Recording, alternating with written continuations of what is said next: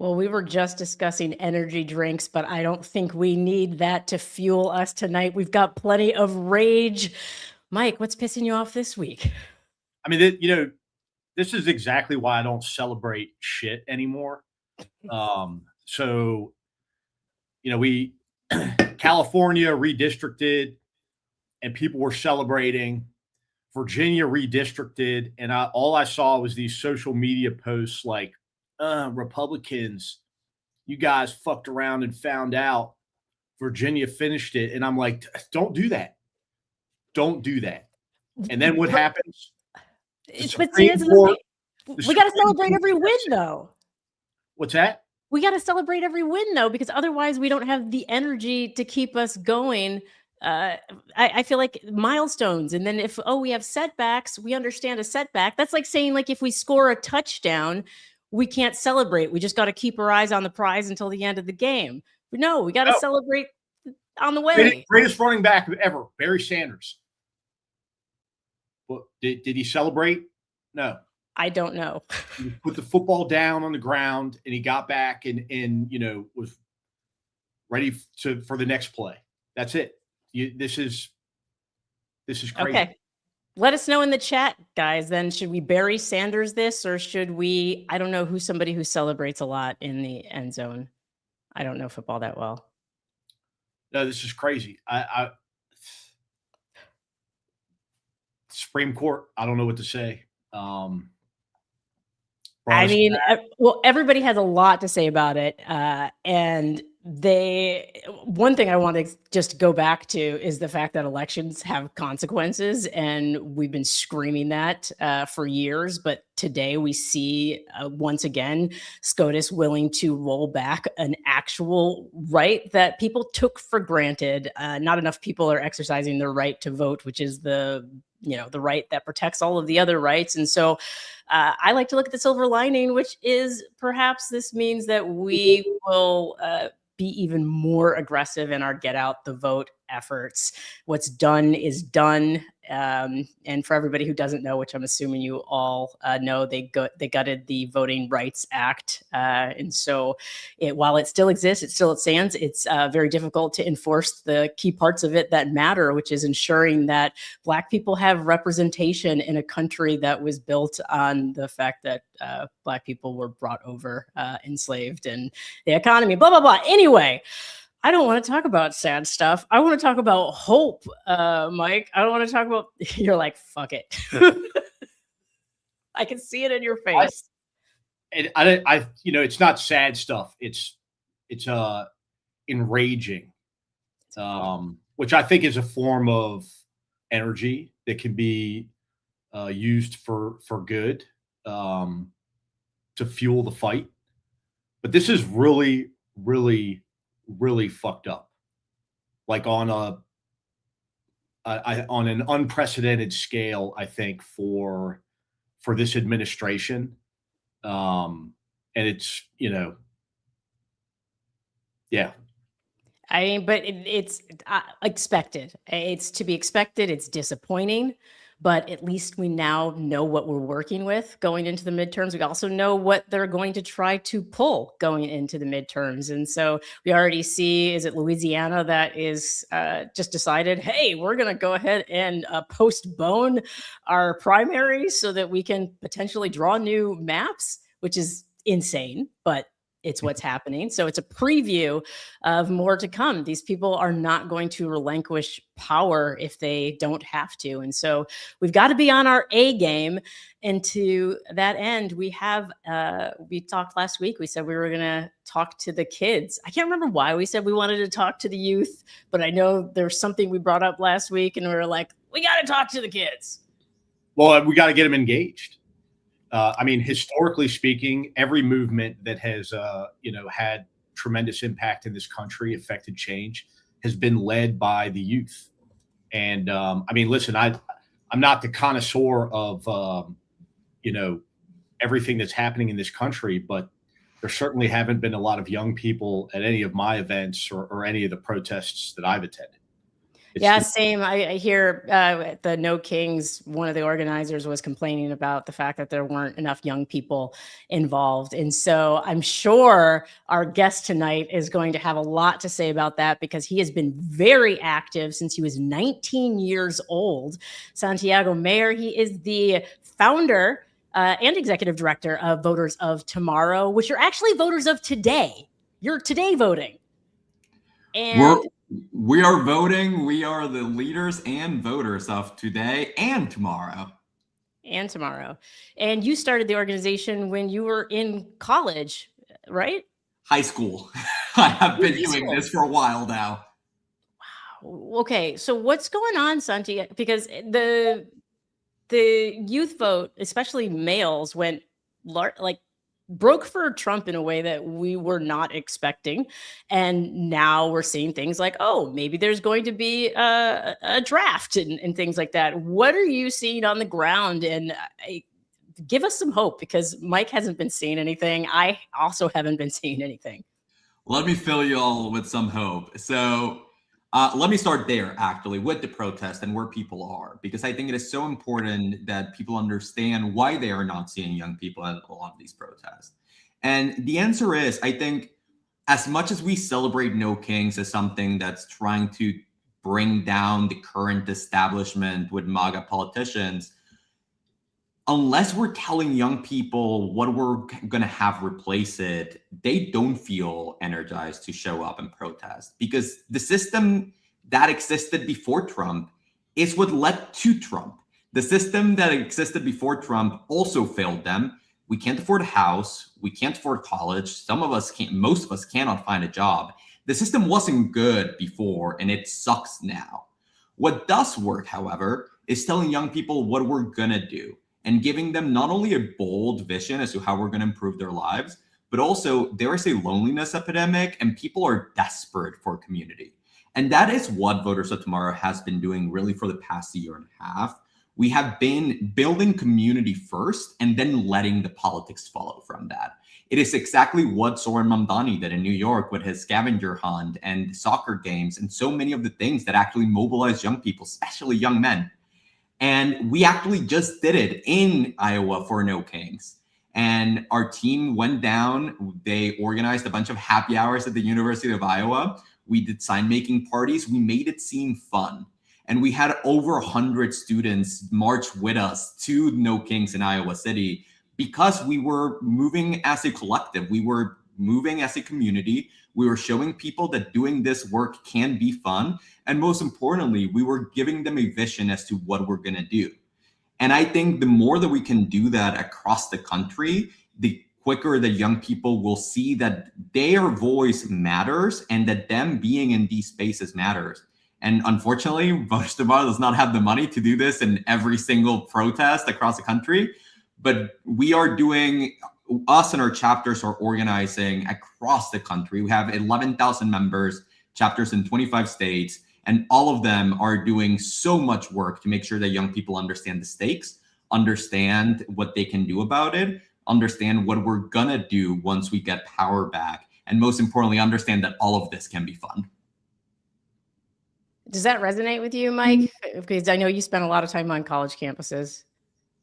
Yeah, I mean, listen, it sounds fantastic. It's kind of disheartening to hear, but the funding issue that you're experiencing, especially since in contrast, you know, you look at a lot of these right-leaning organizations, take TPUSA. Now they've been certainly experiencing a lackluster performance, you know, in the past several weeks, months, what have you.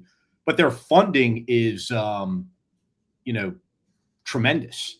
And so why is it that left-leaning organizations like yours don't experience the same windfalls? I mean, why aren't there Dem donors, you know, pro-democracy donors lining up to throw money at you to replicate that across the board? What has your experience been, you know, in that space?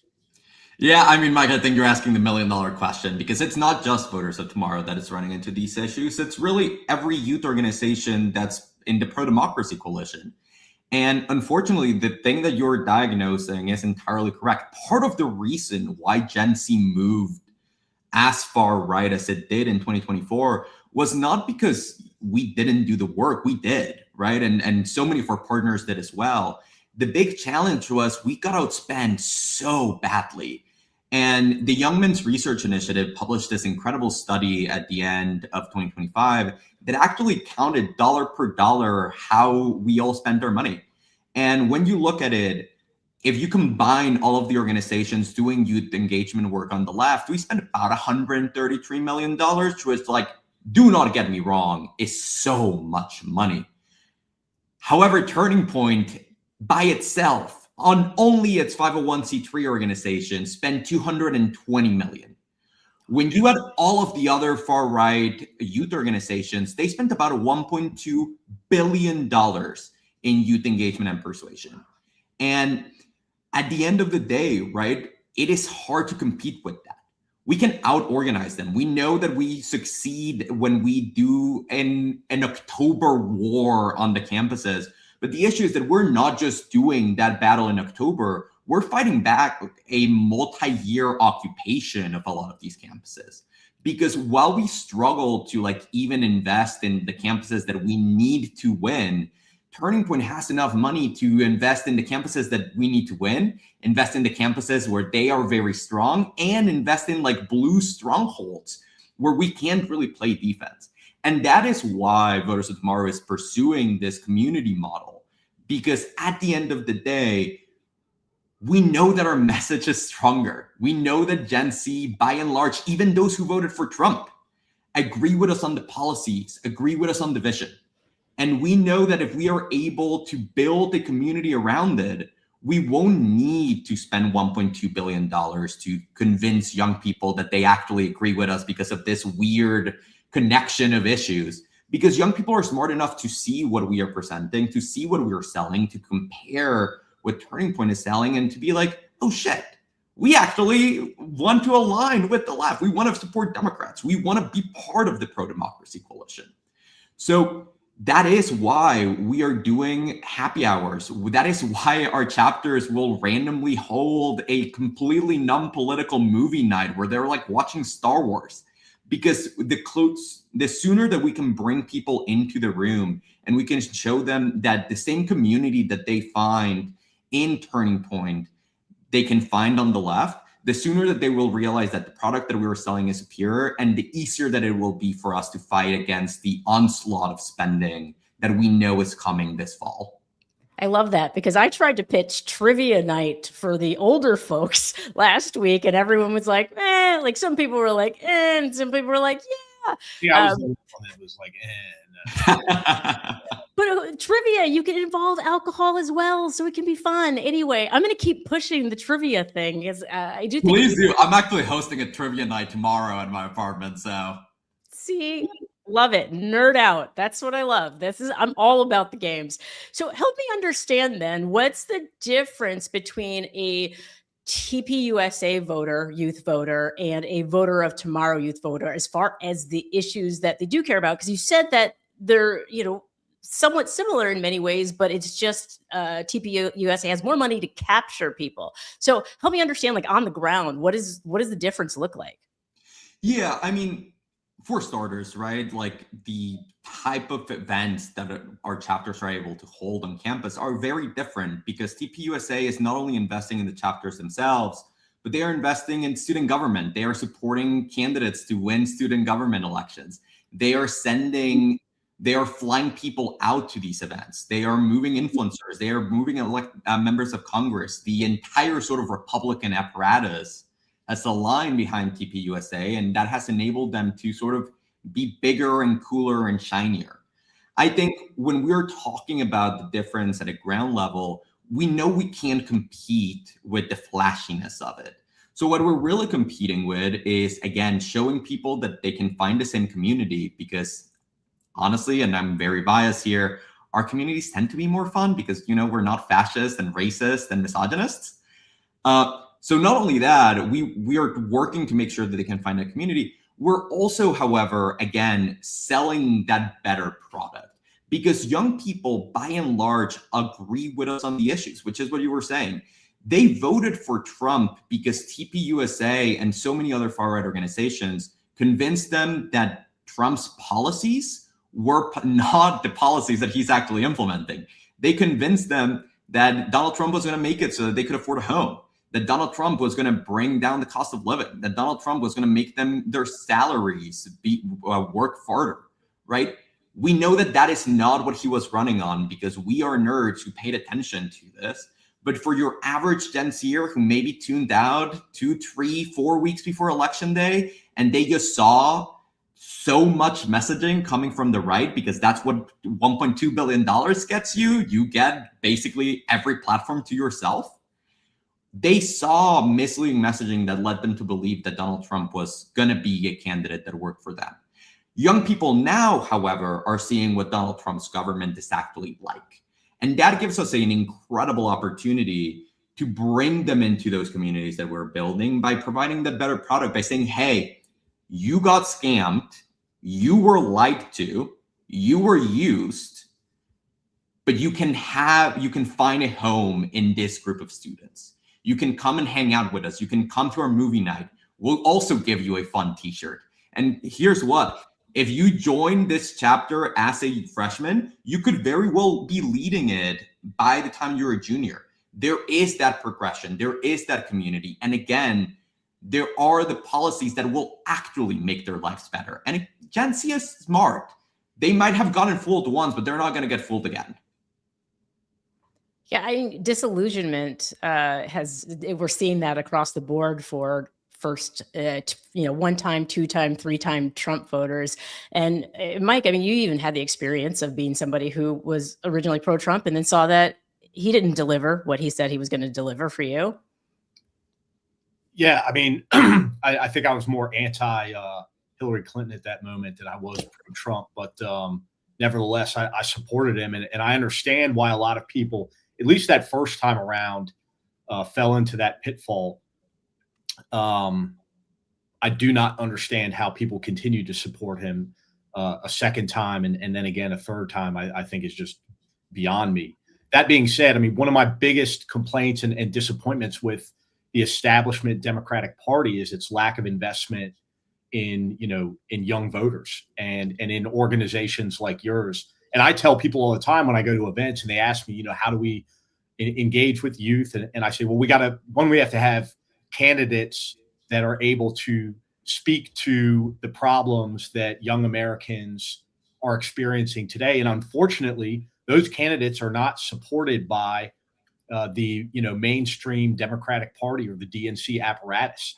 And so you've got to support those candidates independent of, I know like there's a lot of, especially, the 55 and older crowd that just every year they just write that check to the DNC. And I'm like, no, you got to actually go out there and do your homework on individual candidates, support their campaigns. And now, support organizations like yours, Santiago, because they're the ones that are doing the work and they're the ones that are going to bring in the youthful vote that abandoned the Democratic Party because the Democratic Party abandoned them. I mean, I have a 23-year-old daughter and I have conversations with her all the time. And I mean, she's a little bit different, I think, than your average, Gen Zer, because she's, her father was attacked by MAGA on January 6th. And so she's acutely aware of everything that's going on and very tuned in. But at the same time, it's like, how do you convince her that, the Democratic Party is the future when all she sees is these corporatist Democrats that don't speak to her? And, while, yes, it's better than fascism, it's certainly not going to improve her economic situation by supporting some of these, same old Democrats. Well, and I would say, go ahead. I was going to say they don't speak to anyone anymore, Mike. I feel like it's even us as Gen X. Like I hear some of these candidates, and I'm like, can we talk about some issues that actually matter? What is energizing teenagers right now, college students, as far as candidates or issues? Yeah, before that, I do have one note on what Mike said, because I think he hit on a very important point. Not only do we need candidates that actually speak for young people, but we need to actually function as a coalition. Because here's the thing that's very frustrating to me. We see the center every single election tell progressives, and especially young progressives, to hold their nose and to just vote because they're better than the alternative. And that's fine. I support that. Might be the last vote blue no matter who guy in existence. But vote blue no matter who also applies when we have a progressive candidate, and also applies when we have a young candidate. And the thing that has been so frustrating to me over the past few months is seeing so many members of the center who spent years telling the left that they were at fault for not supporting Democrats, failed to support Democrats. We saw it with Zohran Mamdani. We're seeing it today, right now, with Graham Plattner. And again, if we're going to be a coalition, and I think we have to, the rules have to apply equally. When the Democratic nominee is a centrist, progressives need to hold their nose and vote for them. But when the Democratic nominee is a progressive, centrists also need to hold their nose and vote for them. And I think that kind of leads straight into your question, Maya, because the things that are energizing young people are not actually progressive versus centrist issues. They're really top versus bottom, billionaires versus average people.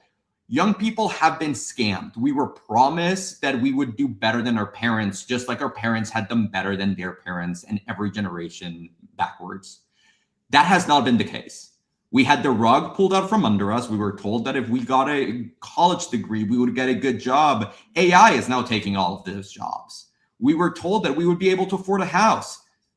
At this point, I'll be lucky if I'm able to, at some point, afford an apartment. And I have a good job, right? My friends are struggling to pay their bills. My friends are struggling to understand what is happening in the world and why they are so far behind where they theoretically should have been, according to everything that we were promised when we were younger. And that is something that Abigail Spanberger, Mikey Sherrill, and Zohran Mamdani all had in common. They were talking about how they were going to make life better for the average person. They were talking about how they're going to use the power of government to bring prices down, to shut down those data centers that are driving our electricity costs up, how we're going to build more housing so that we can bring down the cost of housing, how we're going to freeze the rent, how we're going to make public transportation free. I think something that is still very important is the cost of college and the cost of education, because especially if that job isn't guaranteed after you get that degree, you can't go into hundreds of thousands of dollars in debt to get that degree because you won't be able to pay it back. And I think that the more candidates run on those populist sentiments that are really, again, not leftist, not centrist, but kind of common sense for your average person, the faster that they will find the support of young people who are desperate for that and who are desperate for authenticity. We're tired of people who are too polished and who think they're smarter than us. We don't want that. We want people who are able to speak our language, who are able to relate to our issues, and who are able to present real solutions as to how they're going to fix it. And it sounds like it doesn't have to do with the age of the candidate either. It's whether that they get you. Listen, I am all for elevating young candidates, right? And Versa Tomorrow proudly supported Maxwell Frost in 2022. We proudly supported Kata Bugasale just a few months ago in her Illinois primary. But there are so many great candidates who are actually presenting these values. We recently endorsed Senator Markey in Massachusetts. Why? Because Ed Markey gets it. He is an authentic candidate that can speak to young people on these issues and who has sort of the rap sheet to back it up. He actually introduces bills that would help young people. He actually brings young people into the fold and consults them. There's a reason why so many youth organizations are supporting him, because he supports them. And I think that's really the core of the issue. We cannot expect young people to support candidates who are not supporting young people. It's kind of a cycle, and we need to tackle it from both ends. I'm curious how, and Mike, you and I have, obviously we talk about political violence previously in the show. I'm curious about how the Charlie Kirk assassination affected the youth vote, because that was a gun violence issue. In many ways, it was a freedom of speech issue. How has that shifted the energy on campuses? I would say that the biggest change has just been the flood of money that went to Turning Point immediately after that. I think when you look at polling, when you look at data, when you talk to the average young person, they know who Charlie Kirk is because he would show up on campuses sometimes and he would go viral and scream at people. But he was not this beloved figure that the right has made him out to be. He has a negative perception amongst the majority of Gen Z. I think the Harvard Youth poll had him at 44% negative with like maybe 16 positive. That's a big gap for someone who supposedly speaks for young people and is this champion of freedom of speech. And I don't like to speak ill of the dead. I want to be clear, he shouldn't have been killed. And his death makes all of us doing this work less safe. But at the same time, I do think it's important that we remember that just because someone is loud online does not mean that they're actually speaking to persuadable young voters. I am very transparent with this. I have a big following on social media. The majority of that following are committed older Democrats. I am not speaking to young progressives or young, even centrist or any undecided voters on Blue Sky or on Threads or when I was on Twitter. I am speaking to people who are already going to vote for us, the same way that Charlie Kirk was largely speaking to people who were already going to vote for Republicans. And yes, he successfully built Turning Point USA into a persuasion machine. But that had less to do with him and with the media that he produced, and much more with the infrastructure that he deployed on campuses. And that infrastructure is still there. And that is what we're trying to combat. So, Mike, how can we're the adults in the room, and I feel like I mean, Santiago, you're an adult as well, but I know we're parents, right? Mike, what do you want to see from our from youth engagement, and what do you think adults can do to help? Because I feel like right now there isn't this coalition that you spoke of, Santiago, where I just feel like the cross-generational, intergenerational conversations aren't happening.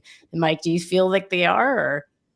No, not at all. I mean, going back to some earlier points that Santiago made, about some of these candidates, and I look to, the New York Mayor, Mamdani, first and foremost. And I mean, listen, I don't know if his policies in the long run are going to work or not.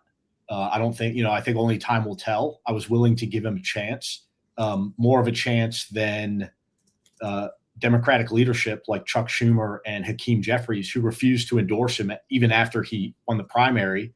And in some cases refused to even go meet with him until, the very end. And so what type of message does that send to the younger voters that were energized by his message? It says crystal clear, we don't support those policies, and we're not interested in those policies because we're corporatist Democrats. We know that the vast majority of our money comes from corporations and big businesses, the same ones that are, denying a successful future to young people, whether it's, not providing them with a living wage in their, and an ability to, earn a living and buy a home and start a family. And so I think that that's incredibly problematic. Yeah, I don't. I mean, I think the other issue is that, we've talked a lot about this, Maya. Like, you've got to meet younger voters where they are. And when I was traveling the country, I was trying to speak on this pro-democracy message of, this existential threat to our government, our way of life, our democracy, and that didn't resonate well with younger people. And I think the reason that I've kind of concluded is a combination of different things. One, first and foremost, many of these voters, the only thing that they've known is Donald Trump politics. And so this, the things that he does, they don't outrage younger voters in the same way that they outrage me and you, Maya, and then probably you, Santiago, because you're so plugged in as well. But the average person, it's just like, oh, it's, that the president, running his mouth, and this is what presidents do, because that's all I've ever known. I think the other component to that is, a lack of civics education, and how younger voters, for the most part, have not been educated, probably by design, most likely by design, on how government works, how government is supposed to work, what a democratic republic is, what that means, and what their responsibility and role is in maintaining it. And so, you've got this kind of perfect storm of all of those different things that's leading to, I think a lack of interest in that element of it. But, I've tried to change, my messaging when I talk to younger people to meet the needs that they have themselves to get them energized. Because at the end of the day, we just need to figure out a way to get them energized. Well, and Mike, I would say both of those are extremely important factors in young people not responding to that. But this is actually funny. In 2022, I got into an argument with a senior person in an undisclosed candidate's campaign for the House. And this was like a must-win district. And they came to me and they were so angry. They were like, Santiago, why don't young people care about democracy? We keep telling them our democracy is at stake, and they're not responding to that. And I remember telling this person, I have a friend who is living in their car because they have to choose between paying tuition and food and paying rent. Why would that person care about the abstract concept of democracy when their tangible material needs are not being met? We can't ask people to care about ideals if we're not helping them give themselves the luxury of thinking about ideals. If ideals are great when your needs are met, when you have the food, when you have a roof over your head, when you have a job, but you can't actually get to that point to care about democracy when you have to spend all of your time caring about where your next meal is coming from. And I think that's something that gets lost in a lot of these conversations. Young people do care about democracy, absolutely, but they don't get the luxury of making that a priority. Yeah, go ahead. If I could say too, I think that it's incumbent upon candidates and current members to educate these young voters as to how those two things are actually intertwined. Yeah. How a healthy democracy supports a healthy economy and also allows for people to thrive. And so, I think that that's their responsibility to go out and talk about these, quote unquote, kitchen table issues, but then also tie them into how, the threats posed to democracy by this administration are actually causing them this economic harm and economic pain that they're experiencing. And if I can bring it back to voters of tomorrow, that is why we are so focused on building these communities, because it gives people a place where they can come together to complain about the issues that they have, to find solace and support and community amongst each other, and to work through it together. And once they are there, we are able to make that connection. We don't lead with it because that's not attractive, that's not fun, it's not really solving any of their immediate problems. But once they are in this space, once they have a reason to return to this space, we're able to then talk to them about how all these issues connect, about why voting is important, about why getting involved is important. And we see that to be a very effective model. At the end of the day, again, it's what Sauron did. It's what Turning Point has spent years doing. They build a community once people feel that they belong, that's when they hit them with the politics. And honestly, the fact that it has taken the left this long to figure it out is kind of an indictment onto our whole system. And let me be so clear, we haven't fully figured it out yet. No. But I can say that we are making progress, and that what we are doing and what we're seeing at the campus level is working. And I am very, very excited about what it'll hopefully produce this fall. And that's definitely something worth funding. So to everybody who is watching in the chat, to put a nice bow on it, send Voters of Tomorrow donations and money so that they can make more of these events happen and continue to build community and help people make that connection between the very real lived experience of not being able to afford groceries and housing to the democracy that enables all of that. That story hit me. Like, I felt that. And I think across generations, people are feeling that right now, regardless of age. And so that is something that can tie us all together as we move towards the midterms. So Santiago, I know you have to run, but is there anything else that we should hit on? Anything else you wanted to ask our audience for other than more money, please? I mean, I will say I will always take more money. And if any of you know any rich billionaires who want to just, cut us a $1 billion check, send them my way. But no, I mean, beyond that, again, all of this is built around community, and that community is intergenerational. Please go to votersoftomorrow.org, sign up to volunteer. We can always take more help in reaching out to young voters. If there is a young person in your life who could be interested in getting involved, who is seeking that community and that involvement, send them to votersoftomorrow.org/students, have them sign up to start a chapter. And again, I am very confident that we're rebuilding the winning coalition that empowered progressive wins in 2018, in 2020, in 2022. We know that young people agree with us on the issues, and if we only help them make their way there, they will come back to us. Awesome, Santiago. I hope to talk to you again closer to the midterms to hear how efforts are going. Absolutely. Happy to come back whenever. Thank you, my friend. So, Mike, are you more hopeful now? Yeah, I mean, like, it's good I like to hear that there's other people that are fighting this fight, that are committed, as committed as me and you.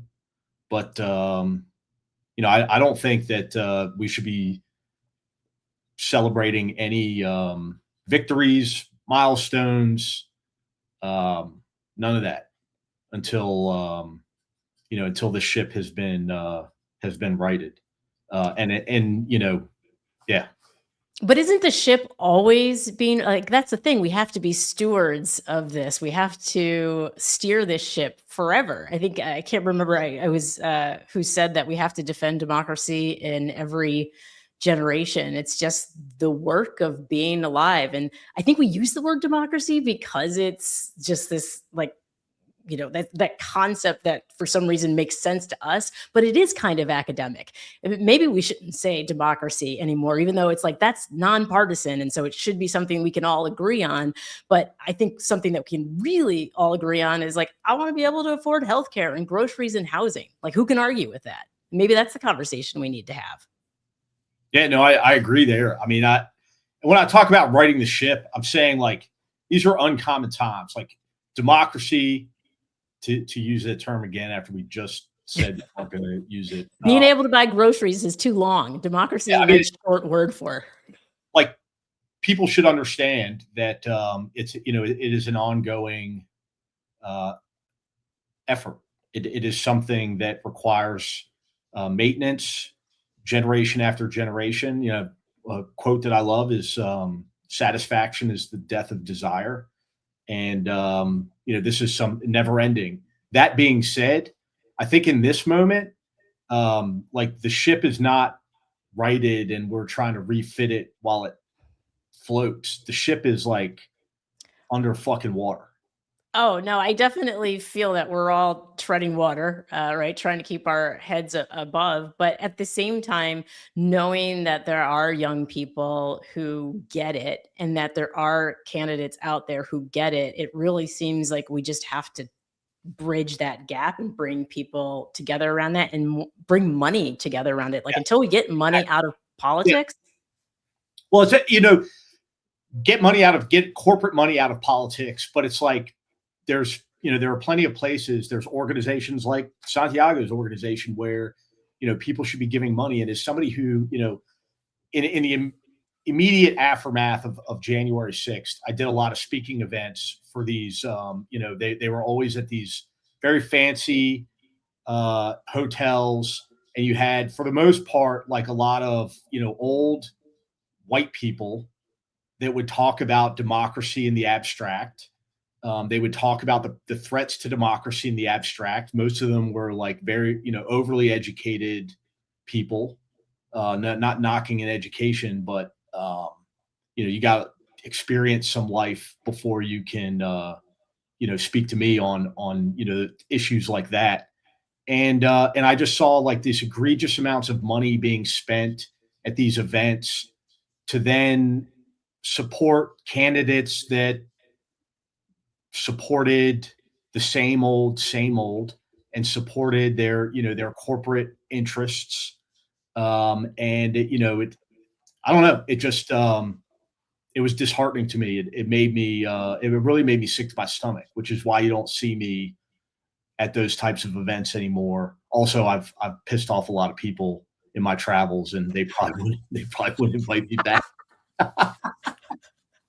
Well, and I too have been at some of those events, and I'll tell you something that pissed me off yesterday. I got an email, I'm sure we all did, from Kamala Harris, and the first line of it, I think it just said $45, and then it went on to talk about how we needed to donate money to fight for democracy. And I was so upset because I'm like, one, stop asking me for money without telling me a plan. I need to hear hardcore plans, and I need to know that people are willing to embrace change, real change. And I want people to put what we want on not just a vision board, but a planning board and working towards it. And I feel like we're still stuck in a sort of post-election haze in many ways of like, oh my God, I can't believe this happened. I can't believe we have this crazy president. He's doing these crazy things. We're trying to build our coalition back together and get it together in time for midterms, but things keep seemingly falling apart on the way. And yet we're doing all that and still having a hard time saying, these are our list of demands of the things that we want when we get back in office, when we have the House and the Senate again. Like these are the demands. And I feel like we need more demands. Yeah, I mean, I agree that we need a plan. I was hoping that we would have had some, national level leadership start to develop, even if it was somebody who wasn't planning on running for national office or for office at all, just somebody from, some prominent person in the Democratic Party, Barack Obama, that could step up and unite the party and then help the party to build that coalition. But we just have not seen anything like that, anyone like that. We haven't, all I've seen is infighting. I've seen a handful of candidates or a handful of members, current members, who are willing to fight the administration. But then I see they'll fight the administration on one front and capitulate on another.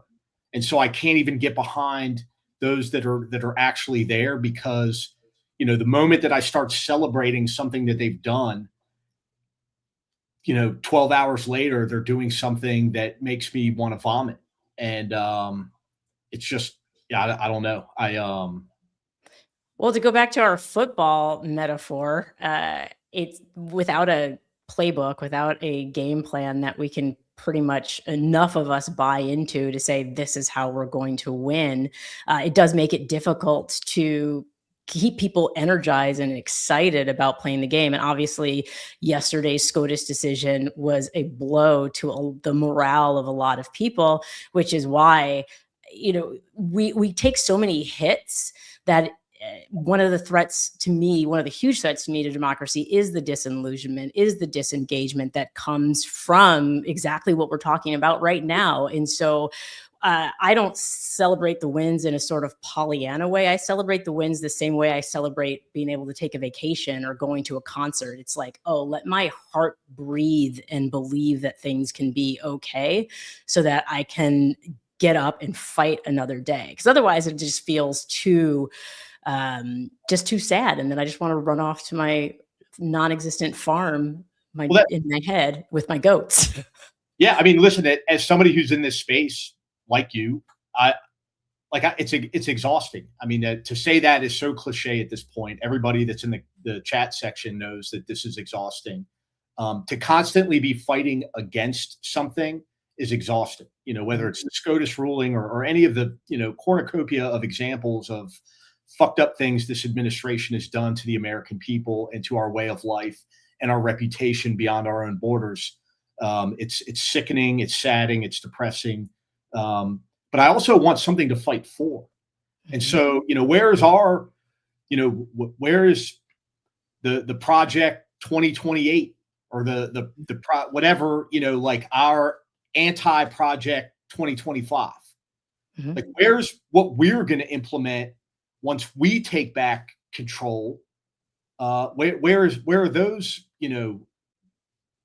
the wish list, the things that we can aspire to, and the things that we can, fight for, and nobody's presenting that. No one. Well, and I had a friend who said we should have a shadow government, which I think is something they do in the UK. So someone can show what real leadership looks like when you have kind of it's like an opposition party sort of thing. So you've got all this craziness and chaos of the Trump administration, but then you would have somebody, like you said, from the Democratic side who would say, these are the alternate policies. This is what could happen right now instead of this. And I think because we are Democratic in many ways, it's like nobody wants to just take the reins. We want the process to play out, and we want it to play out in primaries, and we don't want it to be don't want it to look like it's happening behind the scenes and that someone's being chosen, because then it's the people aren't choosing it. They're being chosen by the Democratic leadership. And so that doesn't work for us. And so I feel like it has to come from the people, like for everybody who's in the chat, for you, for myself, what's on our wish list? Like what we see what Mamdani's been able to make happen in New York. And so he's making things happen that I think for a lot of us would be on our wish list at a national level. And so maybe we just all need to kind of write that down and say, this is X, Y, and Z what I want, because we are all exhausted. And to contextualize what that looks like so people understand, like I was literally on my floor crying last week. I don't even remember about which thing that happened. I was just on the floor and I just started sobbing. I'm sure it had to do with the war. And I was like, what? And I just look up and I'm like, I should have gone to the gym today. This is what happens when you don't go to the gym. Literally, I go to the gym to keep from crying, people. But that's what it looks like, is fighting through all of these moments, because it should be easy to say, hey, we want to be able to afford groceries if we work full time. We want to be able to afford a roof over our heads. We want to be able to save up a little bit of money. We don't want to feel like we are just enslaved to a system with nothing to show for it. I mean, Thune's talking about people need to work for their Medicare benefits. And so it's like, so what, nobody gets to retire anymore until the machines take over? So maybe it's just we need to dream bigger. Yeah, no, I mean, we could start by enshrining, I think, all of the rights that we've lost under this administration, and taking that capability away from legislators, from executives, from anybody in government. I mean, when you talk about inalienable rights, the ability to not only vote, but to have equal representation in government, and it just to have autonomy over your own body. I mean, these things, and by the way, I just want to remind everybody, I think we should be reminding ourselves constantly, these were things that were addressed in these Supreme Court justices, in their confirmation hearings. And each and every one of them swore under oath that, these principles were, that this was settled law. It's law. settled. That's right. And then here we are. And it just, if ever there was a reason to impeach a Supreme Court justice, we are watching it play out in real time today, which is why accountability will always be my first wish on the Project 2026 wish list. Mm-hmm. We need to purge the government of these individuals who lied to us. Now, absolutely. And now we know what's at stake, even more so than before. For anybody who had been doubting what this administration is willing to do, what SCOTUS is willing to do, and we're only a year and a half into this administration with this Supreme Court. So now we know. And is it Jocko Willink? Which seal is it that had the thing that's like good? Everything bad that happens, we say good. Now we know what we're working with. We have to be better at it's like a Navy SEAL. Yeah. No, I'm familiar.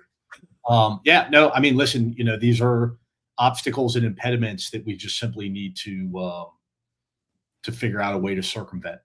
We're going to kick them out of the way. That's what we're going to do, y'all. So pick yourselves up off the floor, rest if you need to. This is a message to myself. And I'm going to continue to say that we've got this, and we're going to continue to talk to people who are on the ground and actually doing the work, because it's one thing we can all get together and complain about the things, but it's doing the work like Santiago is doing. Who do we want to talk to next week? Who should we talk to? Everybody let us know in the chat or in the comments or however you're watching it. Who should we talk to? We should bring on Democratic leadership. Let's just get Hakeem Jeffries and Chuck Schumer on here. Could you imagine? Dress them down. Mike and I have a few things we want to say to you. Right. Some of my most viral videos are me saying that their actions need to meet the moment, that their messages need to be backed up by action, and they need to learn how to read the room. So that's a fever dream. They're incapable of that. 6 months ago, I said this earlier in another podcast. I would have said, just step down, step aside, let some fresh leadership, some people that understand how to meet the moment. And there are some examples that are in there. You got guys like Ro Khanna and what's his name from Connecticut. I always forget his name, but there's some Ellie Kelly, Mark Kelly. No, he's Arizona. He was real big on my white guys. I can't get my white guys straight. It's a white dude from Connecticut, but he's been great, and that understands how to meet the moment, read the room, knows what's at stake here. But now I just think they need to resign. Murphy, that's what it is. Chris Murphy. I knew it was an E. I knew it was like a white guy with the E at the end. Thank you. And our F15F. Nice. Yeah. So, this is why I look in the chat, because the chat helps me out. Yeah, they need to go. They need to resign. They need to leave Congress. They don't belong there. And they have squandered the first year and a half of this administration and failed to create a coalition literally in the biggest, crisis I think that this administration, that this country has faced in all of our lifetimes. It feels pretty stark right now. So everybody, yes, and Grant Paltner. Yes, Grant Paltner. I think it's great that Janet Mills decided to step down at least. And I think a lot of people right now are calling on the extra, I'm going to call them extra Democrats in the California governor race, that they should extra candidates. Like, I love democracy. I just don't want that much democracy. You know what I mean? Like, extra candidates polling at like 1%. And this happens often. Could you imagine being so vain and so arrogant that you would rather cost your party an election on a state that is so fucking blue because you're not going to be the one to get out? I can't imagine, but apparently the people who decide that they can run a state like California are of the type to imagine and to do. So it is what it is. I'm not a California voter anymore, so I can't bitch about it, but it is a little bit frustrating. So, but we're going to solve, we're staying positive. We're going to find solutions. We're going to talk to the people. So we'll figure out how to talk to next week, and we're going to come back, and hopefully there won't be too much craziness between now and then. But we obviously know that's way too much to ask from this administration. Something fucked up is going to happen. Something real fucked up is going to happen. I know this. That betting site, can you just bet, generally speaking, like something really bad is going to happen? I'll put $400,000 on it. That right? Like, if I had $400,000, I'm like, can I put $5 on it? Turn that into 10 and just work my way up from there. Yeah. We could talk about the poly market stuff because that shit's insane. And it turns out it was a special forces officer who made one of those. $400,000, like as he was going to collect Maduro, bet $400,000 that he was, or however much that amounted to $400,000 when he won. And they asked Trump about it in the Oval Office, and he just shrugged it off. He's like, "Oh well, basically, good for him." I know we have to go, but like, can we just be normal human beings and care about the world around us and the people around us, and not do stuff to to me, this is the stuff that drives me crazy, because I'm like, it should just be so simple. Why can't we just be nice? All right, I'm fine. Everything's going to be fine. Yeah. I'm going to keep telling myself that. Crossed. Fingers crossed. So we'll see you next week. All right, see you guys next week.